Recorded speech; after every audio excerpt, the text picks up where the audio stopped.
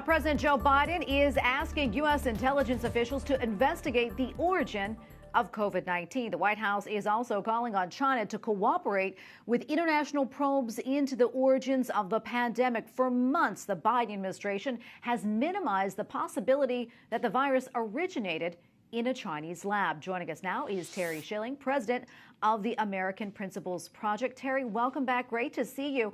So why do you think the president made this announcement now, and do you expect anything to come out of it? And thanks for having me, Tracy. I believe that the President Biden's hand is forced here. So much evidence has come out, and really there's been evidence all along the way since the beginning of the Chinese Communist Party virus spreading out all over the world that this did originate at the Wuhan lab. So he's forced to do this. When it comes to whether or not something will come of this, I highly doubt it.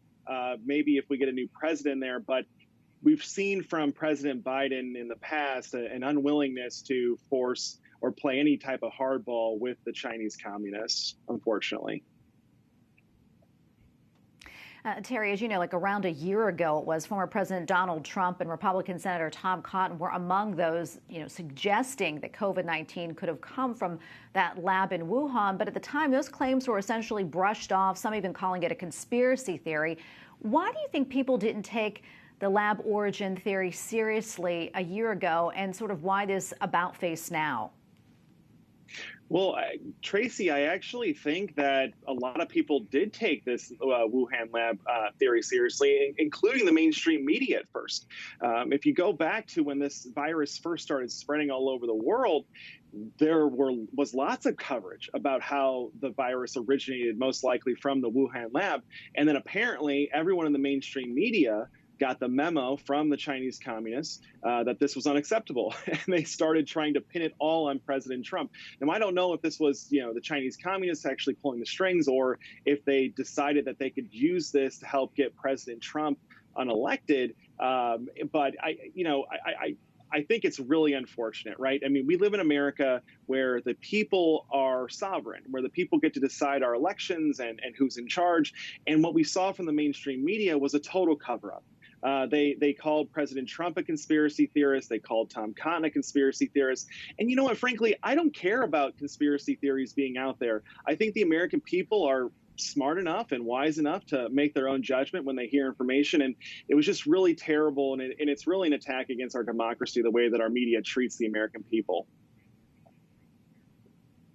I want to move on to a different topic now. Memorial Day weekend, of course, is this weekend, just a few days away, and millions of people will be hitting the roads. But they're also going to see higher gas prices, and with the cost of rising gas prices and rising prices of groceries and other items, there seems to be a real fear right now of inflation. Let's talk a little bit more about that. Well, inflation is a huge tax on working families. That's who it hurts the most. It doesn't hurt wealthy people very much.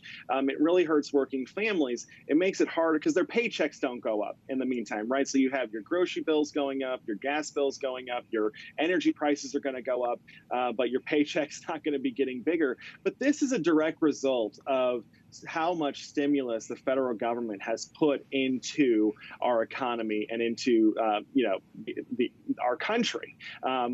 It's unfortunate. We have to rein this in. We really need to start looking at not only cutting spending, but we need to look at how we conduct monetary policy in this country, because how it works now is the Federal Reserve in Washington, D.C. can print unlimited sums of money and finance all of our national debt just by printing more money.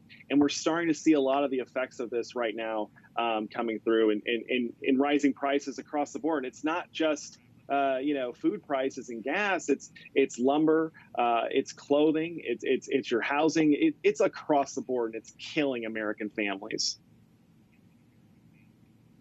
Well, Terry, thank you so much for your analysis today. We appreciate having you on. Hope to talk to you again soon. Terry Schilling, president of the American Principles Project. Thanks again. Thanks, Tracy.